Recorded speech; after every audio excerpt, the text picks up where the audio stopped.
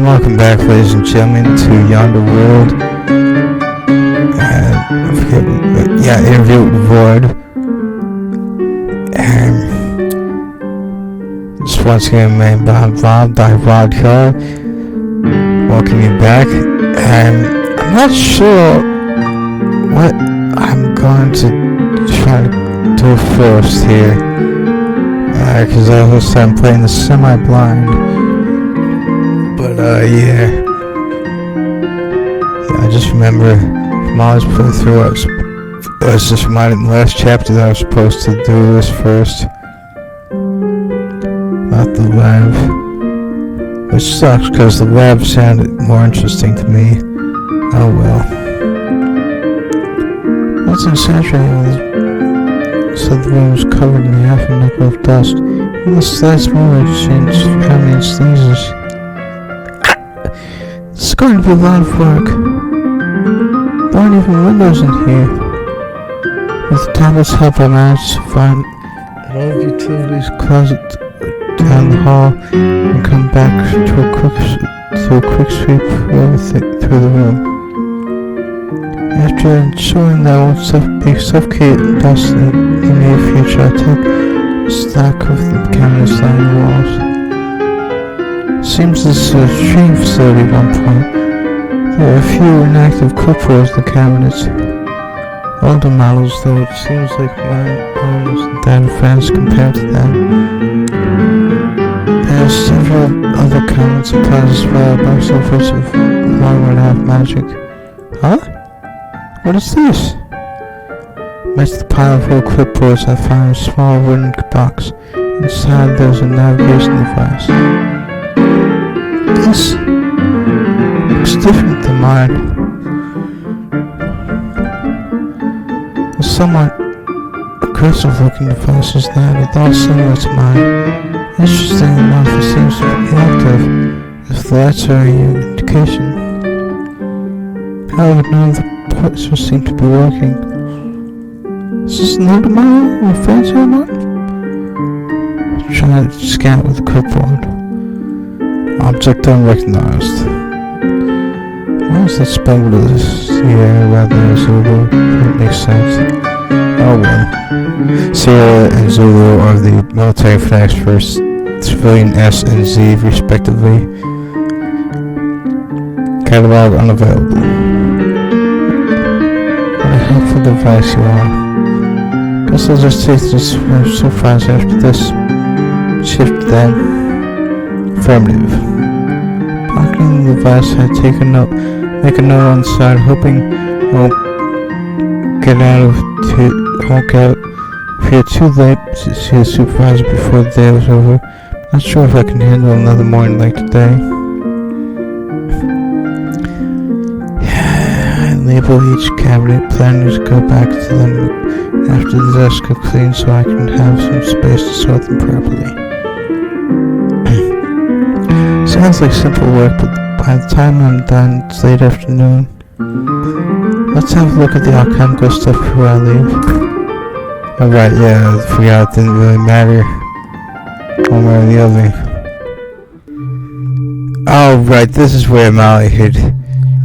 The thing was, even though honestly the best policies President Abraham Lincoln had said, who I salute them as the last speaker's name, you're supposed to lie here.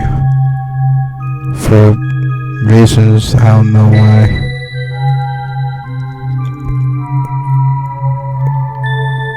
There was trouble as I stared at the winding tendrils of darkness, feeling fear so deep within my core. This creature, this being, could not know that I'm alone. I was wild, I glanced down at my clipboard, its parchments torn, while the navigator's fallen off.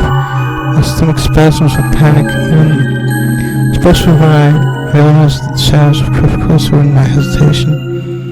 I can't believe you! For a split moment, it seems like sound itself has stopped. Indeed, the music stops. Interesting. Oh, there it goes again. An interview. I did not know where that was from, but sensing the brief halt in this being's hostility, I claimed to sort of drive desperately. Yes! You are, very, very impressive. So, my superior sent me to conduct an interview with you.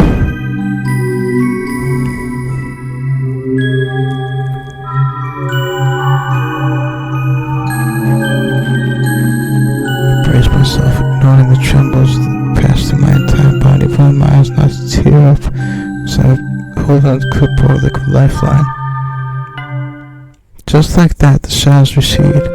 My attention to the vast cold hall. Candles lighting the arching walls flicker to light. The change is so sudden I can't bring myself to feel relief. This is an interesting turn of events. It is? Indeed. The audacity. But I shall indulge it. I've just run out of books to read after all. And I doubt my sweet moonlight would be happy if there was another instant. Keep myself as still as I can as the being before me rambles, seemingly lost in her own train of thought. Creature she, as appearance suggests, is fair of looks. Well, that is being modest. She is beautiful, alluring in a way that makes me both unable to look away and fearing for my life. His blue eyes gleam in the darkness, exuding a chill that settles deep in my gut. My wings twitch as I recall those tendrils of darkness moving as an extension of herself. I dare a chance of glance around the hall I've been brought to. Everything was gracefully crafted from the plush carpet under my knees, the impressive architectural details curving above me. A throne room, I realize. Where the hell have I been sent to? But where are my manners? Have yet to introduce ourselves. I have many names. Sanjik the Broken, Mortia the Taker, Rounderful the Ravenous, she who takes, but you may call me Death Earl. Now I'm wondering if she's like a female version of the Reaper himself, like the Taker and she who takes.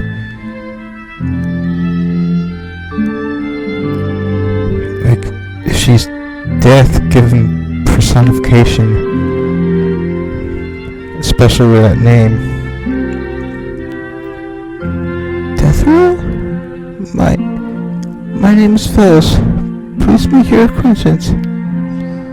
For the best battle that I can position that I'm in. Death Earl seems amused toward this. I hope she is. Perhaps the amusement will keep me alive for a little longer. You may rise. Thank you.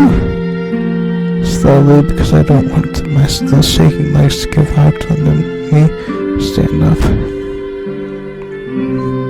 My stomach has not stopped twisting in fear, but at least without the lashing sinewy tentacles, I feel a sliver of confidence. I'm truly sorry for the sudden arrival. I don't think my superior managed to reach out. Way over yonder is not so easily found. But, pardon? Do not mind me. I'm surprised your superior has heard me at all, let alone wanting to conduct an interview with me. Immediately a hot and cold sensation washes over my back. With great restraint I'm able to try my best not to let my wings float unnervingly.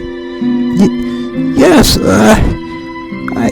I'm a scribe under the Archangel Razio, keeper of mysteries. He records all mysteries and searches for the secrets of the universe, especially those of violent, incredible powers. In what common circumstance I would have had some identification with me. but unfortunately it seems my clipboard paperwork had been damaged during transportation. Quickly held the clipboard with torn parchment for a brief moment before clutching it, navigated across my chest. Death's smile was not flickered once during our lengthy conversation. I barely resisted the urge to fidget. Nothing I have said is allowed technically aside from the purpose of my visit. I see. Unfortunately, I have not received any formal missive of your arrival.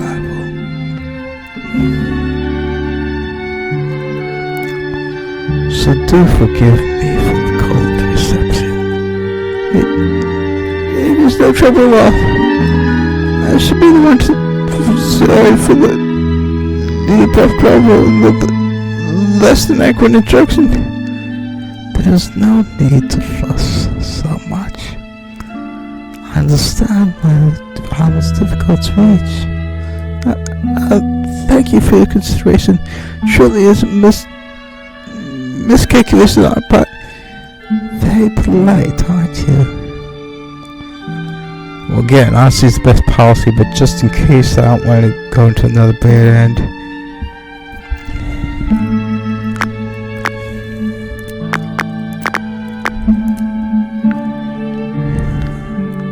It's natural, I guess.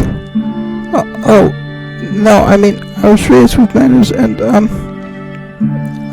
everyone where I am from is polite and helpful.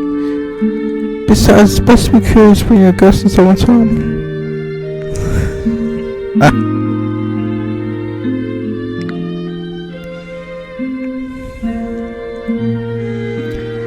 I suppose you are right. Ethel tilts her head upward for a moment, letting the pale light outside wash over her. Moonlight, I realized. It was late afternoon back home when the unfortunate incident occurred, but here, in the middle of the night. Strange as the experience being transported here felt like mere seconds and eternity at once. Something coiled painfully within me. How long has it truly been? Has anyone found out what happened? Is anyone looking for me? Look at the torn surface of the clipboard and the loose navigator. Neither of them seemed to work. On the parchment, a series of question marks is displayed while the navigator's arrow stutters and changes directions every few seconds. Suddenly, I tried to trap my quill on the parchment. Desperately wanted to know where I am and what the being before me really is, and if I can contact my supervisor at all. By the Lord, even knowing what time it is right now would have been relief.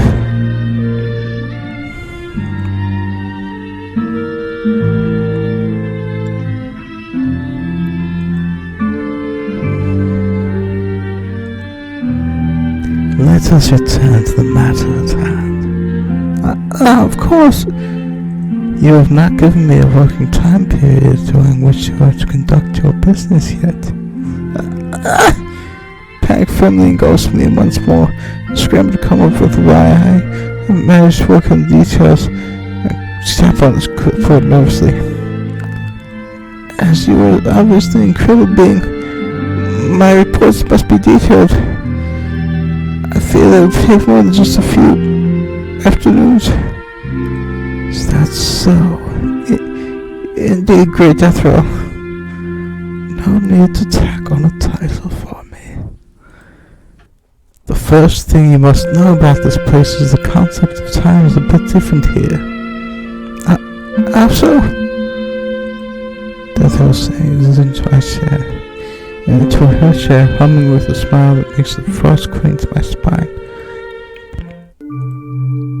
Oh right, yes, I remember this poem, this snippet of a poem from Molly's Yonder video. She calls them, she has these things, let's take a Yonder, and this is a really cool poem. I'll read the rest of it to you at the end of the video. Then star no sun shall awaken, nor any chains of light, no sound of water shaking, nor any sound of sight, no wintry leaves, no vernal, nor days, nor things diurnal, all is deep eternal,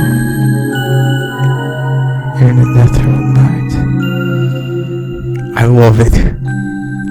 Already, just that alone, I can't remember the rest of the poem, but yeah, I just love just that part alone. It's so chilling, so haunting, so badass. My eyes wide as uncontrolled shiver. Excuse me. Travels through my body, my wings twitch twice.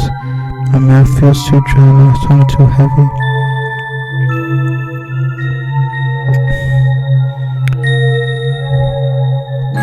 Algernon Charles Swinburne, the garden of prospering. My mind races by heads. There are two things that I can control. Firstly, this world, beyond whatever it is unchanging, perpetual night, an eternal night. Secondly, death knows exactly where I am from.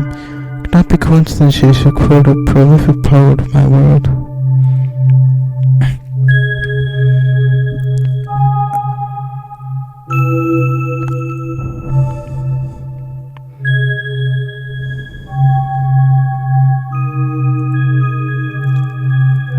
You are well read.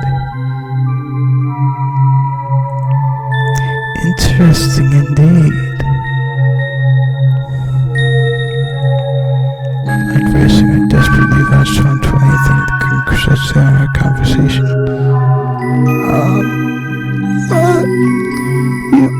You seem quite well read yourself. I do have a lot of free time on my hands. I see. What are your favorite genres? I've never understood why foreigners have these unnecessary uniforms and in various words, the uniforms that the military forces for you. Anyway, just never understood that. It's so old-fashioned and unnecessary. But anyway, I would say fiction, but that would be too broad. After all, most writings are fictional these days. What? Huh? Do not mind me. How about you, young one? I did not expect that question you turned up to me. Well, I enjoy fiction too, especially fantasy fiction. I know it's a bit strange coming from an angel, but I've always found it easy to immerse myself in depictions of other worlds, especially those that well, imaginative. You are quite as strange as the angel, are you not? Well, I've always enjoyed reading since I was formed, since I was a child. Unlike the mortal science, we aren't afforded many luxuries. Luxury is perhaps not the best word for it. It's difficult to explain, but duty to the heavens is the first and foremost. And time allowed to you is to serve your Creator devotedly. You know? Oh, child, you are not the first angel I have encountered. And your heaven is certainly not the only one out there. That brings up an interesting philosophical point. I once read that there are as many heavens and hells as there are souls in existence, and I could see that as being the truth, as whatever one is most afraid of or most hates is hell for that particular soul, and whatever one most adores they'll find in heaven. I could see that as perhaps being the case. lips. My mouth goes dry. A strange impulse could not stop my wings from twitching this time. What does he mean, the other heavens? Is this something like mortals often fantasize and theorize about, right? What is it? The multiverse? Well, of course. Sorry, I'm not experienced with all this. It is quite alright. Does make me wonder why the superior decided to send you to have someone more experienced. Well, oh no. Regardless, you are here now, and it would be a hassle for me to send for a replacement now. A choice, another save, just in case.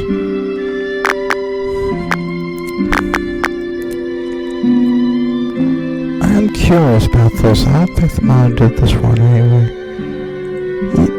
You can send for a replacement? Why?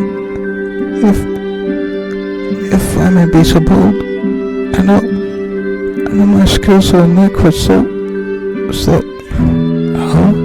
having second thoughts. Huh? No, of course I'm having second thoughts. I wasn't even meant to be here. I thought I was ready for the job, but now, these memories flash my head. Yeah, being unprepared is an understatement. I'm so sorry. I don't want to be so unprofessional, but I got my test today and I didn't think. Are you doubting your capabilities? Yes. It's not your creation's purpose to follow the order of those who are given. Yes? Then continue your task, as you said you were here to do. Of course. It's difficult to compose myself under a piercing gaze. Difficult to control the chill that crawls along my skin. So I pretend to write down something on my ruined parchment in a desperate attempt to get close with my gibberish. That is when I see it.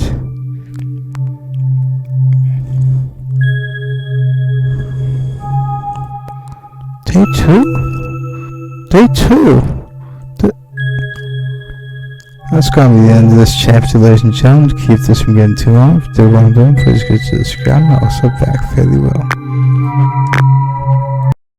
This is the garden of Proserpine mentioned in this video, early on in the video, by Algernon Charles Swinburne. Here where the world is quiet, here where all the world of trouble seems. Dead winds and spent waves ride in doubtful dreams of dreams. I watch the field growing, for reaping folk and sowing, for harvest time and mowing, a sleepy world of streams. I am tired of tears and laughter, and when the laugh and weep of what might come hereafter, for men that sow to reap. I am weary of days and hours, blown buds of barren flowers, sorrows and dreams of powers, and everything but sleep. Here life has death for neighbor, and far from eye or ear, one waves and wetlands labor, weak ships and spirits steer. They drive adrift and wither. What not, who make thither, and no such winds blow hither, and no such things grow here. No growth or more of coppice, no heather flower or vine, no but bloomers, buds of poppies, green grapes of Proserpine, Pale beds of flowing russes, where no leaf blooms or blushes, save this whereout she crosses, for dead men deadly wine.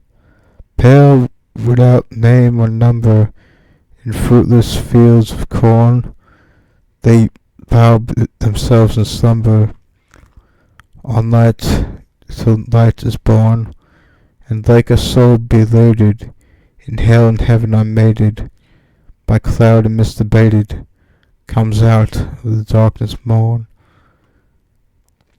Though one were strong as 7, he too with death should dwell, nor wake with wings in heaven, nor weep for pains in hell. Though one were fair as roses, his beauty clouds encloses, and well through though love reposes, in the end it is not well. Pale beyond porch and portal, crowned with calm leaves she stands, who gathers all things mortal with cold immortal hands. Her languid lips are sweeter than loves who fears to greet her, to men that mix to meet her from many times and lands. She waits for each and other, she waits for all men born, she forgets the earth her mother, the life of fruits and corn, the spring and seed and swallow take wing for her and follow, when summer songs ring hollow, and flowers put to scorn. There go the loves that wither, all those weary wings, and all dead years draw thither, and all disastrous things, dead dreams of days forsaken, blind buds that snows have shaken, wild leaves that winds have taken, red strays of ruined springs. We are not sure of sorrow, and joy was never sure. Today will die tomorrow. Time stoops to no man's lure, and love grown faint and fretful, wings with lips but half regretful, sighs and with eyes forgetful, weeps that no loves endure. From too much love of living, from hope and fear set free, we breathe thanksgiving, whatever gods may be, that no life lives forever, that dead man rise up never, that even the weirdest river winds somewhere safe to sea. Then star nor sun shall awaken, nor any change of light, nor sound of winter shaken, nor any sound of sight, nor wintry leaves, nor vernal, nor days, nor things diurnal, only the sleep eternal, and in the eternal night. That is the full form of the Garden of Proserpine mentioned earlier in this video.